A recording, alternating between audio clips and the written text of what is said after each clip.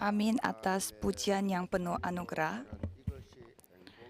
Kita hidup sebagai anak Allah, itulah kebahagiaan kita. Saya melihat banyak yang kelihatannya tidak bahagia.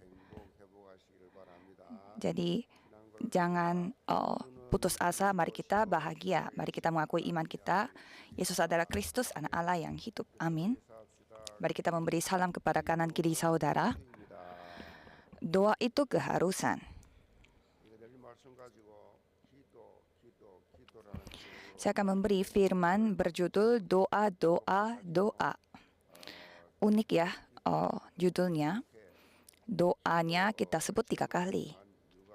Ada alasannya saya membuat judulnya seperti ini. Judul firman pada minggu lalu, bersyukur itu keharusan. Tapi doa pun sama. Bagi anak Allah, doa itu harus menjadi keharusan juga. Berdoa kepada Tuhan itu harus dijadikan 24 jam. Itulah esensi hidup bagi anak Allah. Kalau kita melihat firman hari ini, Rasul Paulus pun mengakui, bertekunlah dalam doa dan dalam pada itu berjaga-jagalah sambil mengucap syukur. Bertekun dalam doa, tapi sambil mengucap syukur. Jadi untuk hidup berjaga-jaga secara rohani, doa itu keharusan. Jadi apakah saudara berjaga-jaga secara rohani atau tidak? Itu bisa kita lihat apakah dia berdoa atau tidak. Dan sambil mengucap syukur, ini sangat penting. Masa kita bersungut-sungut atau terpaksa, bukan dengan cara seperti itu kita berdoa, tetapi sambil mengucap syukur. Jadi bagaimana titik mulai dari doa kita? Kita harus bersyukur kepada Tuhan Allah dari awal doanya. Dan kalau kita melihat doa perwakilan dari para penatua, ada juga penatua yang kalimatnya ditutup dengan ucapan syukur setiap kalimat. Jika saudara benar-benar berdoa, pasti ucapan syukur itu akan terus mengikuti saudara. Otomatis akan mengucap syukur. Jadi sangat natural. Bukan bersyukur secara formalitas, tapi secara sungguh-sungguh. Jadi kita pasti akan mengucap syukur. Rasul Paulus menegaskan fakta ini di 1 Tesalonika 5 ayat 16-18.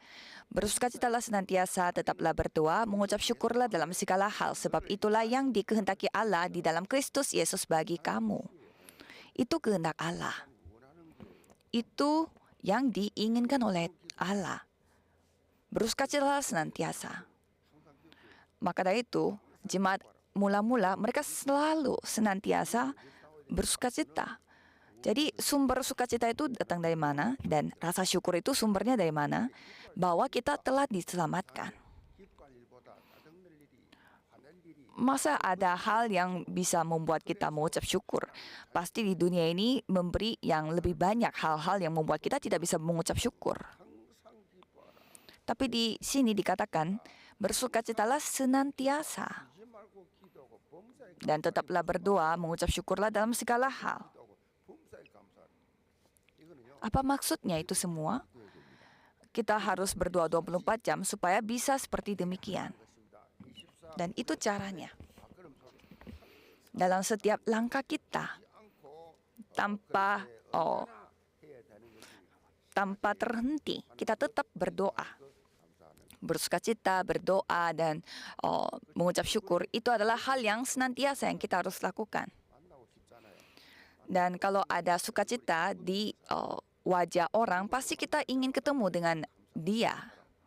Dan pasti kita ingin sekali ketemu dengan orang yang selalu mengucap syukur. Ada ciri-cirinya orang yang selalu mengucap syukur. Bahwa dia kan selalu berdoa. Kan di realitas tidak ada yang membuat kita bisa mengucap syukur. Jadi itu Tuhan Allah yang memulihkannya karena itu adalah gambar Allah. Jadi berdoa, bersukacita, dan mengucap syukur. Orang yang selalu senantiasa seperti demikian, pasti kelihatan banyak semangatnya dan banyak energi. Sehingga banyak orang yang ada di sekitarnya dia karena dia memberi energi. Kalau sebaliknya, itu malah menguras energinya. Jadi itu semuanya terkoneksi satu dengan yang lain. Kalau kita bersukacita, ya pasti kita mengucap syukur juga. Dan kalau kita bersyukur, ya kalau kita berdoa. Kalau kita tidak berdoa, tidak ada hal yang kita bisa dibahagiakan atau dianggap sebagai hal untuk mengucap syukur. Jadi ubahlah semua hal menjadi sukacita.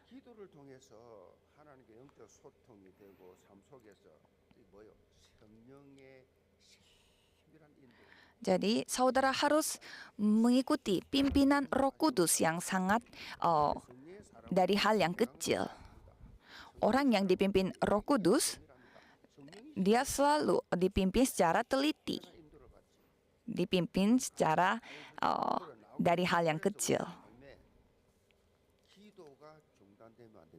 Jadi jangan sampai kita terhenti untuk berdoa.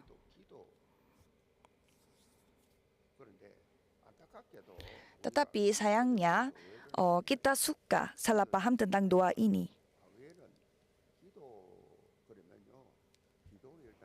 Apalagi kalau masa lalu, kita harus pergi ke tempat khusus untuk berdoa. Jadi sampai berhari-hari tinggal di sana dan berdoa secara terfokus.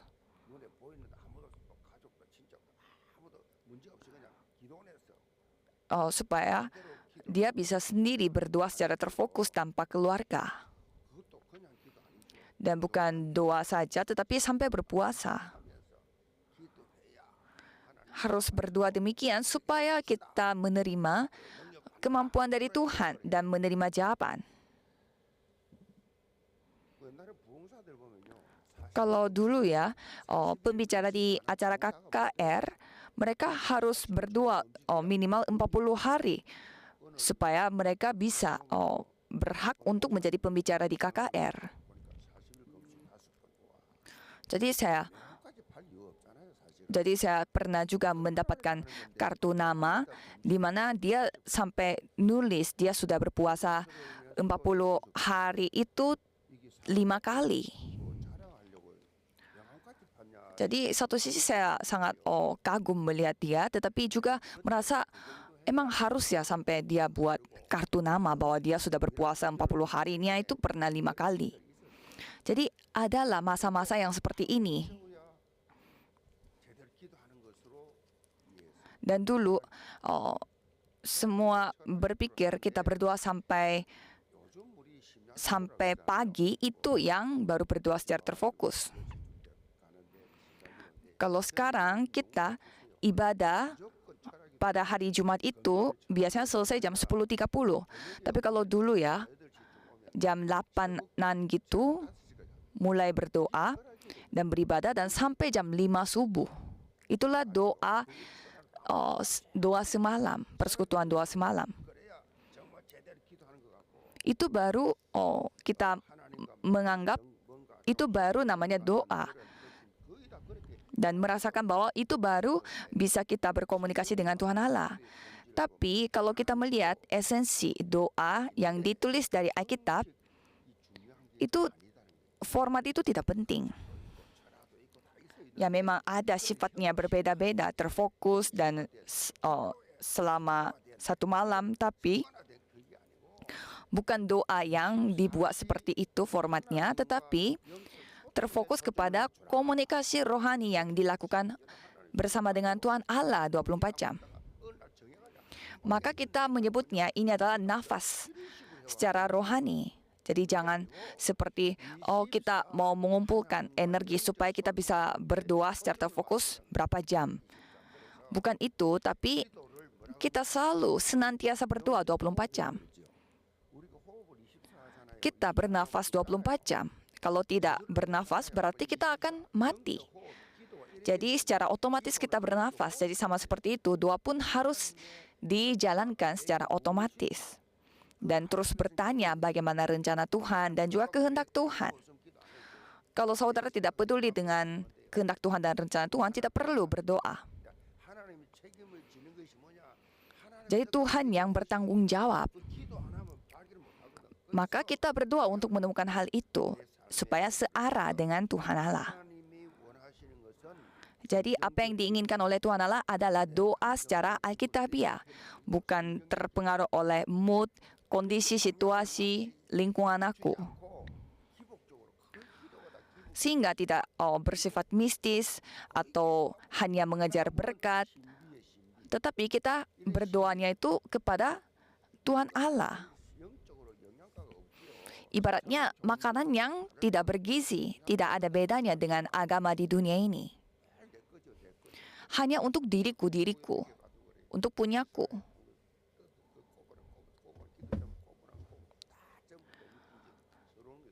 Jadi kalau kita melihat apa yang didoakan oleh orang-orang, mereka semua tentang diriku. Yang penting punyaku. Jadi agama Kristen, Katolik, Buddha, semuanya pokok doanya itu untuk dirinya. Katanya untuk kemuliaan Tuhan Allah. Tidak ada yang berdoa untuk yang lain. Martin Luther yang membawa reformasi agama mengakui ada dua godaan yang mudah menjerat kita. Yang pertama adalah bekerja tanpa berdoa, dan yang kedua adalah berdoa tanpa bekerja. Apa maksudnya? Dia memperingatkan kita agar tidak terjebak dalam humanisme yang hanya mengandalkan usaha sendiri tanpa menyelaraskan arah dengan Tuhan. Maupun dalam mistisisme atau sinkritisme yang hanya berharap secara pasif tanpa tindakan nyata. Ya, nanti pasti ya kita ikut aja bagaimana arusnya. Kalau kita harus hidup dipimpin oleh doa, di mana doa itu mencari kerajaan Allah dan kehendak Tuhan. Jadi kita harus pergi ke tempat doa yang seperti demikian. Doa alkitabiah itu yang akan mendatangkan jawaban. Walaupun kita hanya berdoa hanya beberapa detik saja, kita bisa menerima jawaban. Kita harus memiliki doa yang searah dengan Tuhan dan satu pikir, satu hati dengan Tuhan, tanpa berpuasa berhari-hari.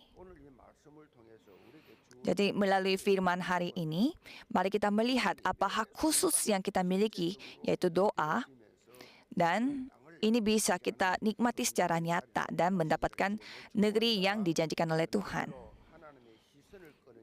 Subjudul pertama adalah doa yang menarik perhatian Tuhan. Ayat 2-3, bertekunlah dalam doa dan dalam pada itu berjaga-jagalah sambil mengucap syukur.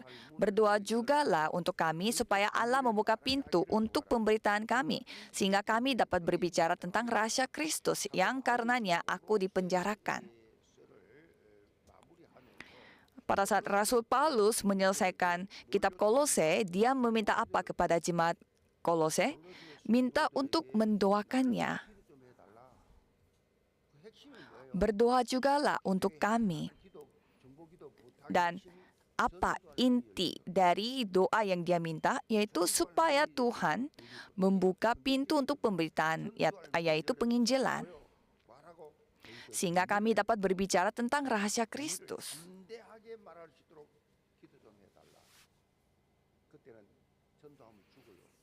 Pada zaman itu, kalau kita menginjil, kita bisa dibunuh. Jadi di penjara dia minta tolong apa? Dia minta untuk didoakan supaya dia bisa berbicara tentang rahasia Kristus. Coba kita ingat kembali, Rasul Paulus itu ada di dalam penjara. kalau kita minta orang lain untuk mendoakan kita, pasti kita minta doa supaya dia bisa keluar dari penjara karena dia disalahkan. Tolong doakan saya supaya saya bisa secepatnya bisa keluar dari penjara ini. Ini hal yang memang wajar. Tolong doakan saya supaya saya bisa cepat keluar dari penjara ini. Tapi apa yang diminta oleh Rasul Paulus, walaupun dia disalahkan, dia menjadi kambing domba, dia menjadi kambing hitam untuk berada di dalam penjara ini, tolong doakan supaya pintu penginjilan dapat terbuka.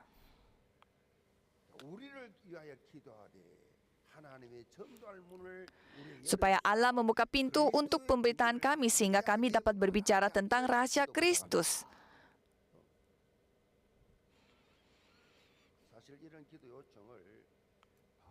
Jadi permintaan doa ini bukan secara tiba-tiba Rasul Paulus minta tolong seperti ini, tapi hidupnya Rasul Paulus itu memang selalu berada dalam doa.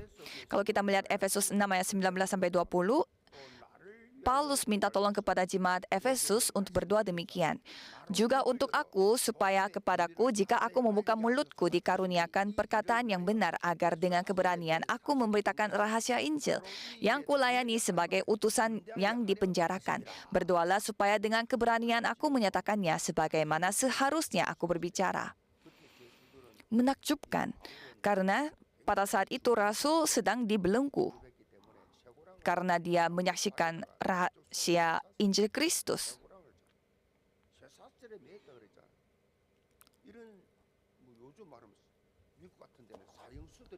Atau biasanya kalau di Amerika Serikat sekarang, orang yang akan dihukum mati yang biasanya dikasih belenggu. Jadi Rasul Paulus ini sedang dibelenggu seperti demikian, tapi tetap ingin berperan sebagai duta rohani untuk menyaksikan Kristus. Kalau kita dalam kondisi yang sangat bebas seperti ini saja tidak menyaksikan Kristus.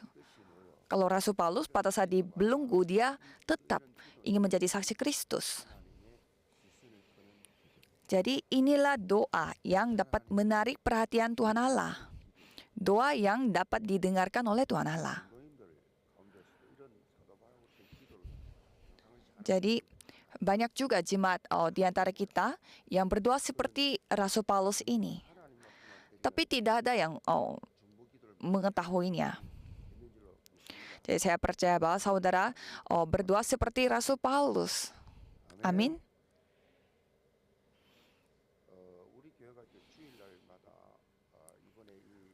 Jadi gereja kita setiap hari Minggu secara baru kita memulai bersama dengan Sinode Korea Selatan. Sehingga kita ada waktu tertentu untuk berdoa demikian. Supaya kita berdoa seluruh jemaat di Korea Selatan. Jadi tempat doa, waktu berdoa, biarlah saudara menikmati semua ini bersama-sama. Pada saat berdoa untuk yang lain, apalagi saudara berdoa untuk pembawa firman pada hari Minggu. Tuhan Allah, biarlah Tuhan memberkati pembawa firman pada hari ini supaya melalui firman tersebut jiwa saya dikuatkan dan dipulihkan dan disembuhkan dan diperbaharui. Biarlah firman itu dapat diproklamasikan pada hari ini. Dan Tuhan, saya memiliki masalah di dalam rumah tangga. Biarlah saya mendapatkan jawaban masalah tersebut melalui firman hari ini. Jadi seperti demikian, kalau saudara berdoa demikian dan juga beribadah, pasti saudara akan merasakan ada yang berbeda. Di sana tidak ada uji coba, atau perselisihan, atau menghakimi orang lain. Ini berdoa untuk yang lain.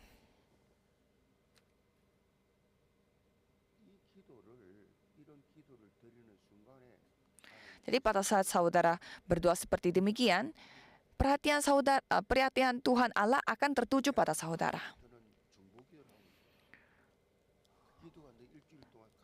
Pokok doa kalian adalah pokok doa yang aku inginkan. Aku akan menaruh perhatianku kepadamu. Cobalah saudara berdoa. Hari ini saudara akan berkumpul sesuai daerah. Berdoalah untuk ketua daerah itu. Dan berdoa juga untuk ketua tim departemen regional.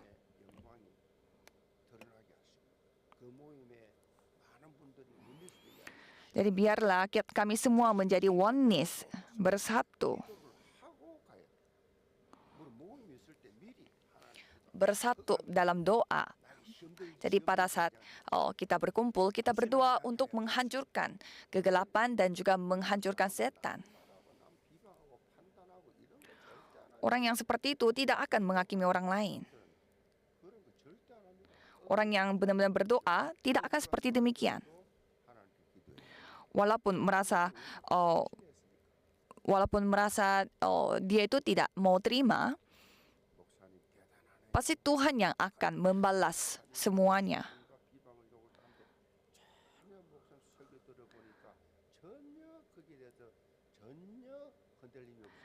Ada orang yang mengatakan kepada saya bahwa pendeta sangat luar biasa karena ada orang yang suka menjelekkan pendeta, tapi kok pendeta tidak terpengaruh dan tetap memberi firman yang tidak ada hubungan dengan mereka. Ya, itu cara kita. Masa kita sekali tersinggung langsung kita menyerang orang itu melalui firman mimbar. Biarlah Tuhan berkarya melalui diriku supaya bisa fokus kepada penyelamatan jiwa. Di Matius 6 ayat 33, tetapi carilah dahulu kerajaan Allah dan kebenarannya, maka semuanya itu akan ditambahkan kepadamu.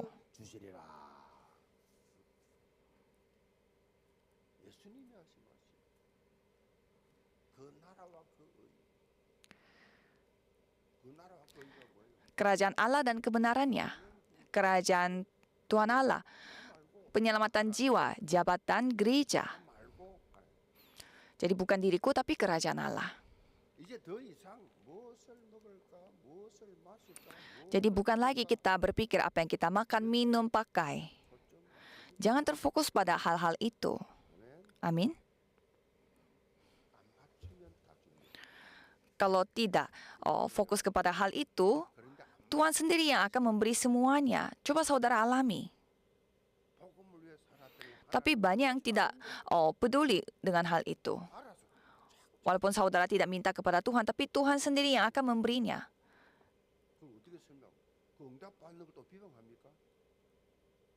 Jadi cara saudara bagaimana? Itu buktinya bahwa saudara tidak berdoa. Ada alasannya Tuhan, mengapa Tuhan memberkati dia seperti demikian. Dapatkanlah berkat dan jawaban.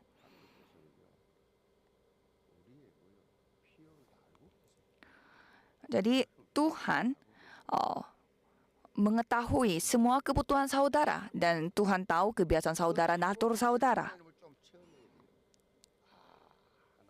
Jadi saudara harus mengalami dulu. Ternyata Tuhan mengetahui saya begitu sempurna. Sehingga Tuhan memberi jawabannya itu persis dengan apa yang saya butuhkan.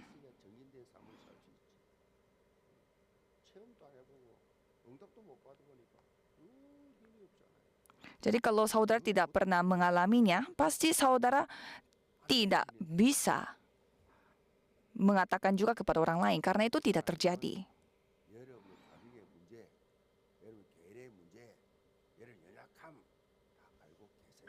Tuhan mengetahui semuanya. Saudara butuhnya apa dan sukanya apa, semuanya karena Tuhan yang menciptakan saudara. Kamu jangan minta ini itu, aku yang ngurusin semuanya. Jadi kehidupan beriman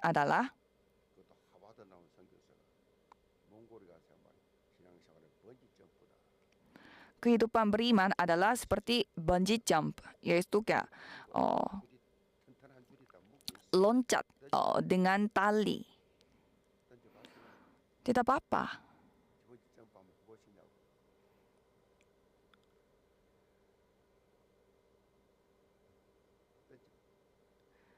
Lempar. Coba loncat.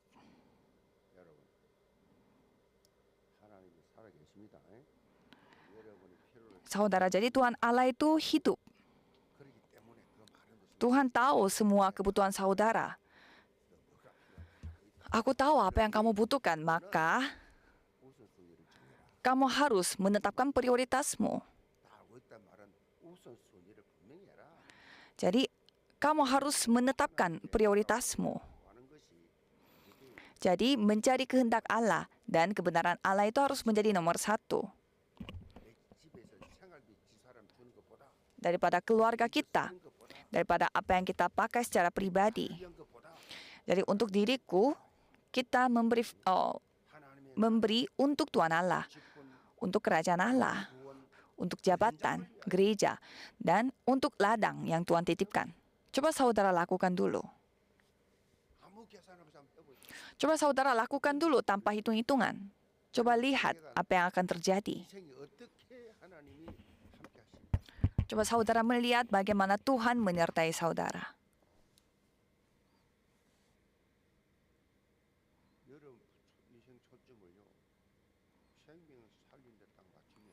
Kalau saudara fokusnya kepada penyelamatan jiwa, saudara tidak perlu peduli ini dan itu karena Tuhan yang memenuhinya. Saya sendiri mengalami. Tuhan yang bertanggung jawab. Jadi itulah rasanya menjalankan kehidupan beriman. Jadi pada saat kita menantang diri dengan membawa perjanjian, apalagi untuk penyelamatan jiwa, pasti kita akan menerima apa yang kita tidak sempat untuk berdoa. Saya selalu ceritakan, penginjilan adalah berkat secara keseluruhan. Jadi doa adalah berkat secara keseluruhannya. Jadi untuk apa kita berdoa? Supaya kita bisa melakukan jabatan gereja. Karena bukan dengan kekuatan manusia kita bisa melakukannya. Pada saat kita berdoa, Tuhan memberi berkat, Tuhan memberi kekuatan. Supaya secara rohani kita dibangkitkan. Supaya dipakai oleh Tuhan. Karena tidak bisa dengan bejana yang kita miliki. Jadi Tuhan mau membuat bejana yang selevel dengan Tuhan Allah supaya kita dapat melakukan jabatan kita di gereja. Untuk pertumbuhan rohani di dalam gereja kita, untuk pertumbuhan rohani di daerah kita. Tuhan tolong pakailah kami untuk pertumbuhan itu. Itulah doa yang didengarkan oleh Tuhan Allah. Kalau kita melihat ayat 3, di sana dikatakan supaya Allah membuka pintu untuk pemberitaan kami. Untuk apa kita berdoa?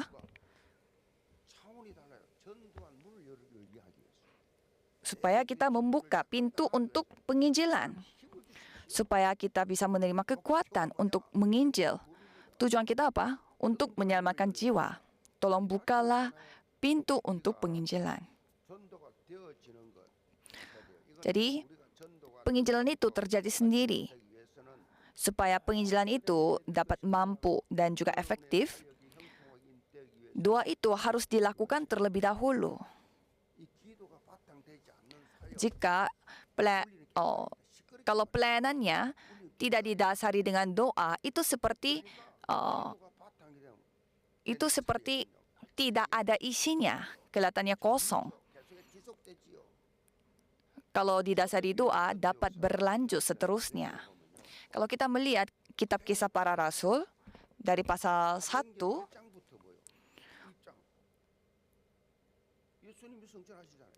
kan Yesus bangkit, Yesus diangkat, dan dari pasal 1 mereka mulai berdoa.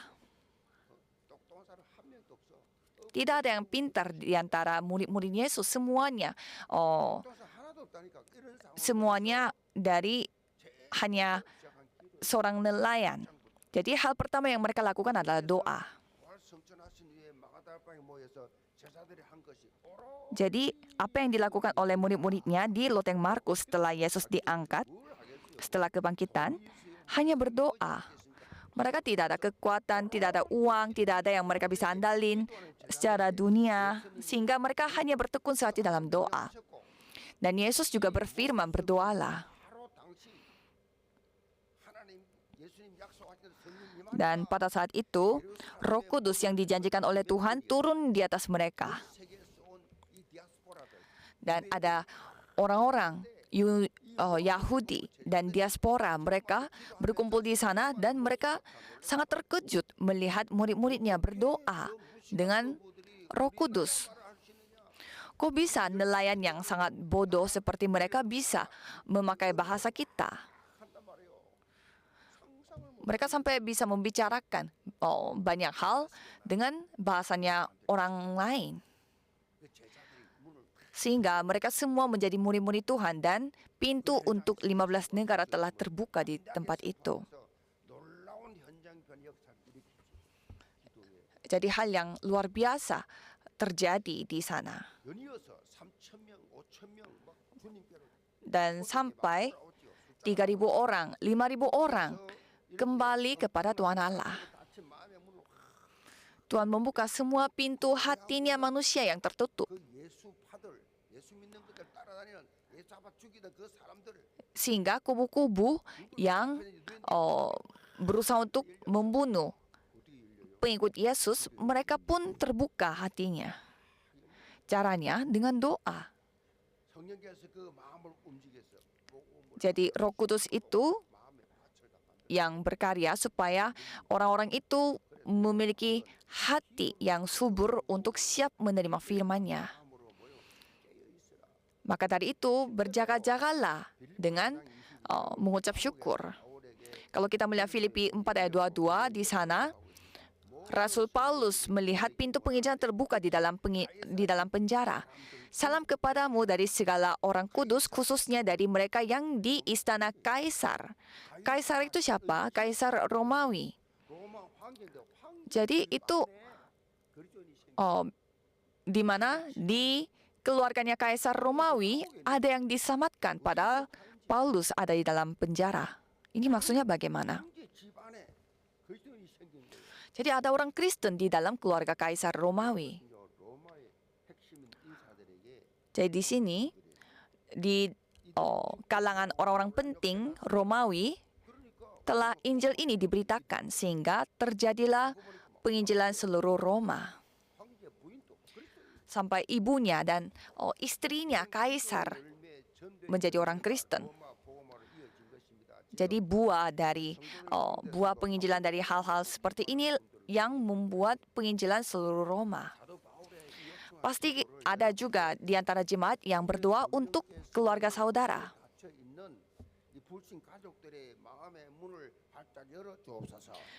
Tuhan, biarlah Tuhan yang membuka pintu hati bagi keluarga kita yang begitu tertutup. Jadi sebelum saudara bertemu dengan keluarga, berdoalah. Kalau manusia, mereka tidak akan berubah dengan kata-kata orang. Ada buku yang berjudul Sekolah Pernikahan yang Mengubah Hidup. Dan di sana ada isinya yang mengatakan bahwa orang itu tidak akan berubah. Jadi orang yang paling bodoh adalah orang yang berharap bahwa kalau kita sudah nikah, dia akan berubah sehingga dia nikah dulu. Maksudnya bagaimana? Pada saat mereka pacaran, ya mereka dibutakan cinta sehingga kelihatannya semua bisa terjadi. Kalau aku nikah sama kamu, aku akan pergi ke, aku akan ibadah. Tapi coba nikah dulu. Kalau sudah 3 tahun berlalu, sudah tidak ada lagi yang namanya cinta-cintaan, dan dibutakan cinta pun kembali bisa melihat. Kalau sudah 3 tahun berlalu ya.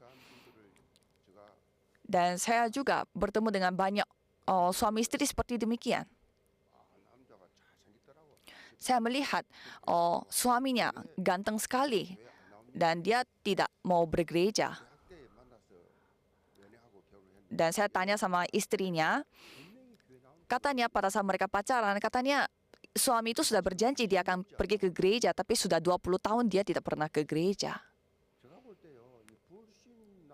Kalau saya lihat ya, saudara pacaran dengan orang yang tidak percaya, dan kalau sudah nikah, mereka tidak akan datang ke gereja. Dan saya melihat istri-istrinya itu minimal 10 tahun mereka harus meneteskan air matanya untuk membawa suaminya datang ke gereja. Ya, bagaimana caranya bisa nyambung? Karena mereka, suaminya yang tidak bergereja, pasti mereka membicarakan hal-hal duniawi. Bagaimana caranya suami istri bisa terkoneksi dan berkomunikasi secara rohani kalau satunya tidak gereja?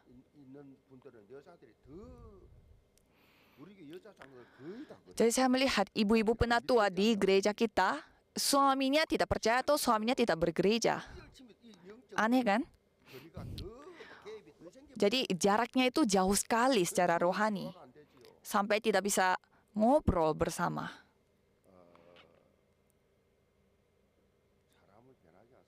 Kalau manusia tidak akan berubah. Harus disentuhkan oleh Roh Kudus, harus dijamah oleh Roh Kudus. Jadi doa yang memegang perjanjian itu yang akan bekerja. Supaya jemaat gereja Yewon pun, biarlah Tuhan yang membuka pintu penginjilan kepada kita semua supaya kita bisa mendapatkan kesempatan untuk memberitakan rahasia Kristus ini di ladang kita. Mari kita mendapatkan jawaban itu. Subjudul kedua adalah kehidupan doa yang pergunakan waktu yang ada. Ayat 5-6. Hiduplah dengan penuh hikmat terhadap orang-orang luar. Pergunakanlah waktu yang ada. Hendaklah kata-katamu senantiasa penuh kasih. Jangan hambar sehingga kamu tahu bagaimana kamu harus memberi jawab kepada setiap orang. Di sini orang-orang luar itu adalah orang yang tidak percaya, yang sudah menjadi orang berdosa sehingga tidak akan pergi ke jalan binasa. Dan di sana Rasul Paulus menegaskan bahwa kita harus penuh hikmat terhadap orang-orang luar ini. Ciri-ciri dari orang yang berdoa ya, mereka itu sangat berhikmat. Orang yang berdoa pasti berhikmat. Karena pada saat mereka berdoa, mereka akan menerima roh hikmat. Pasti di dalam Yesus ada hikmat, harta, dan segalanya ada di dalam Kristus. Jadi itu yang kita bisa nikmati. Saya pun mengalaminya pada saat saya berdoa, Tuhan yang membuat saya mengingatkan sesuatu. Pada saat saya berdoa, Tuhan membuat saya menjadi pintar.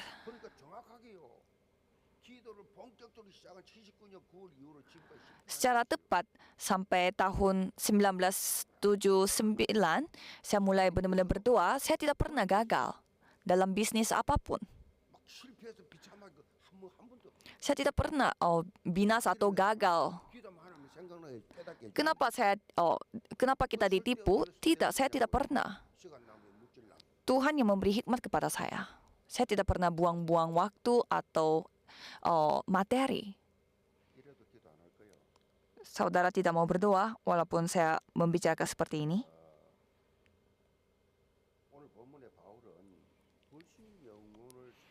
Kalau saudara melihat bacaan hari ini, Rasul Paulus menegaskan bahwa kita harus pergunakan waktu yang ada. pergunakan waktu yang ada artinya ya kita harus hemat waktu dan menebus waktu. Jadi istilah ini berasal dari dunia perdagangan dan memiliki makna jangan lewatkan kesempatan berapapun harga yang harus dibayar. Jadi kapan itu yang menjadi kesempatan? Pedagang yang bijaksana dia tahu kapan kesempatan datang. Dan saat melihat tawaran yang menguntungkan, ia tidak akan melewatkannya. Pedagang tidak akan melewatkan itu. Sama seperti itu, jangan sampai kelewat kesempatannya itu.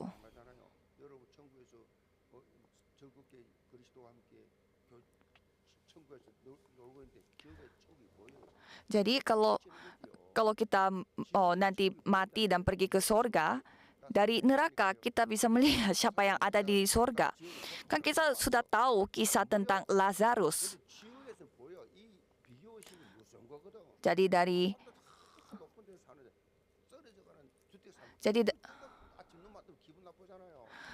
dari neraka kita bisa melihat keberadaan orang-orang di surga. Jadi suka kita membandingkan diri kita dengan orang lain itu yang sangat menyedihkan. Seperti apartemen di sebelah apartemen ada rumahan yang jelek, sehingga orang yang berada di rumah jelek setiap kali mereka buka mata dan melihat apartemen pasti merasa sedih melihat dirinya, kenapa aku hidup seperti begini. Coba saudara bayangkan, orang tuanya tidak percaya.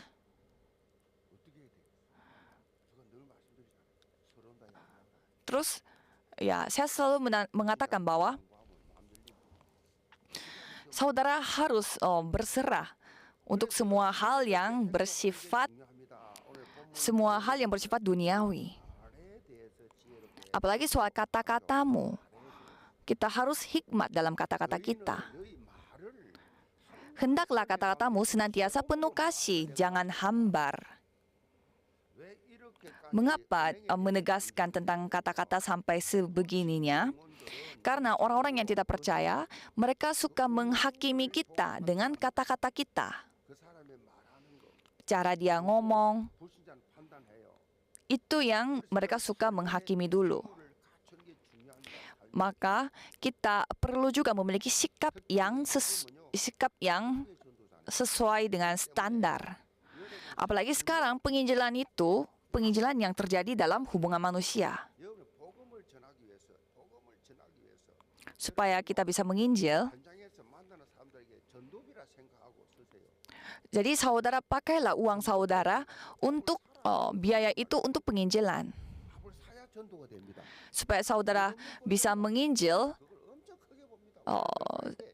saudara traktir saja. Orang yang tidak percaya biasanya, mereka itu sangat terharu kalau mereka ditraktir.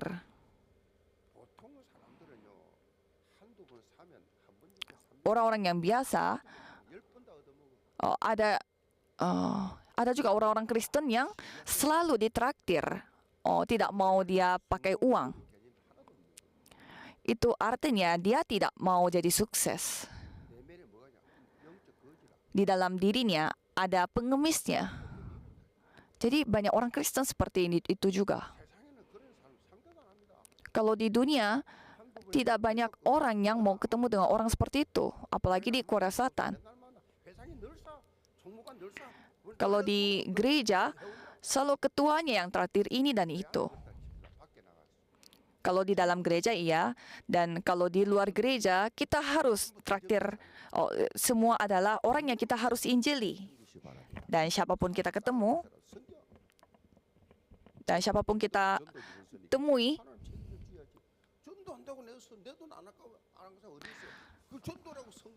ya siapapun kita temui, traktirlah. Jadi walaupun pakai kartu kredit, bayar.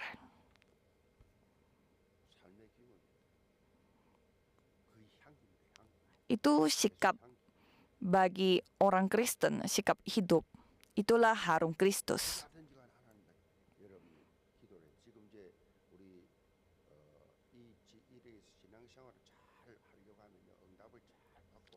Jadi dalam kondisi apapun, saudara supaya hidup lancar berdoa, berdoa, berdoa. Kita memiliki departemen doa mulai dari tanggal 9 Maret.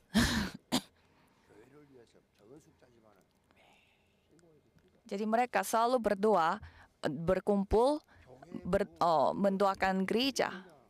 Bagaimana strategi kita, rahasia kita untuk penginjilan misi, yaitu doa. Kapan? Pada saat kita sendiri. Pada saat kita rame-rame, pada saat kita masuk dan keluar di dalam mobil, di dalam ruangan kita, pada saat kita buka mata dan tutup mata, sebelum makan, sesudah makan, selalu kita menghadap Tuhan.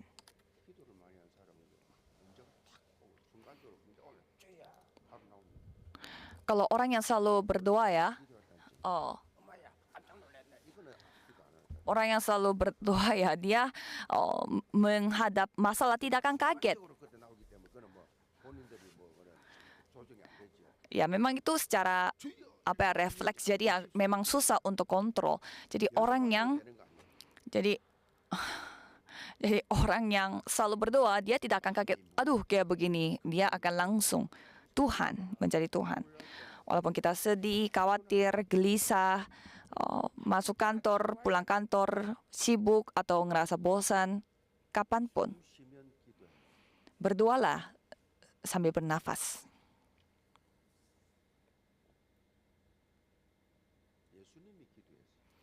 Yesus berdoa. Yesus datang untuk pelayanan. Yesus yang menjadi Tuhan Allah.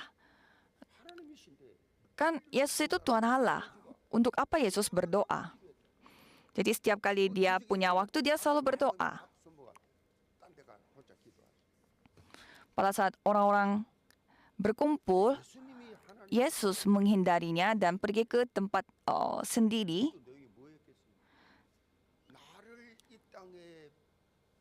Dan selalu berdoa sendiri. Jadi Tuhan tolong berikanlah kekuatan.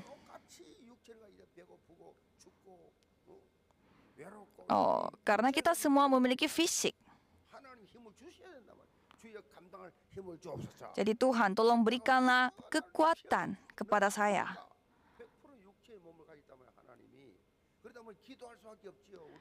Maka ya pasti kita akan berdoa. Karena kita memiliki fisik jasmani. Jadi setiap hari kita ada persekutuan doa.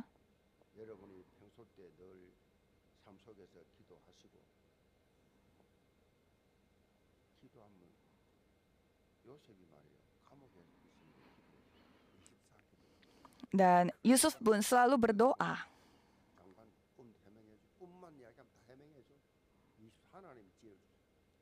Jadi seperti Yusuf yang bisa menjelaskan bagaimana maksud dari mimpinya Kaisar. Apa yang dikatakan oleh Raja Firaun? Mungkinkah kita mendapat orang seperti ini, seorang yang penuh dengan Roh Allah? Kalau saudara menjadi orang beriman yang seperti demikian, sudah selesai. Kalau kita menunjukkan bahwa Tuhan selalu menyertai kita, ya walaupun sesama keluarga dan sesama teman, pasti semua orang akan bisa melihatnya. Mereka akan terharu dengan kata-katanya. Jadi kemampuan rohani dan kemampuan kalian, cobalah saudara tantang diri secara rohani supaya beda level. Biarlah jawaban dalam susu dan madu itu dapat saudara nikmati dalam keahlian saudara. Dalam nama Yesus Kristus, saya memberkati saudara supaya saudara yang bisa membawa perubahan dalam ladang saudara. Ada seorang misionaris asal Skotlandia bernama William Burns yang dikenal sebagai perintis misi di Manchuria, Tiongkok. Jadi beliau memiliki pengaruh rohani yang besar terhadap Hudson Taylor, seorang misionaris terkenal di Tiongkok, dengan Andrew Murray, seorang penulis Kristen yang sangat berpengaruh juga. Jadi tentang doa, William Burns itu pernah mengatakan demikian. Doa tidak akan lenyap. Doa tidak akan pernah lenyap, bahkan setelah orang yang berdoa itu meninggalkan dunia ini, doanya tetap hidup dan akan digenapi dalam jawaban Tuhan.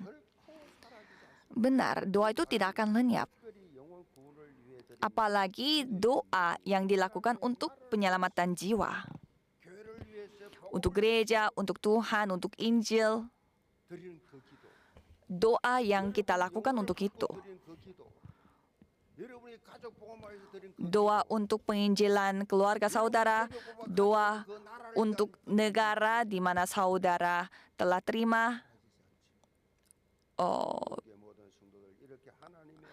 terima melalui undian di gereja kita. Jadi biarlah melalui doa-doa tersebut saudara bisa menjadi saksi yang dipakai oleh Tuhan untuk perluasan kerajaan Allah. Mari kita berdoa. Tuhan Allah, biarlah semua jemaat gereja Yewon bisa berdoa untuk menarik perhatian-Mu dan dipimpin oleh Roh Kudus 24 jam. Dalam nama Yesus Kristus kami berdoa. Amin. 헌금은 온라인과 본당 헌금함에 드리시기 바랍니다.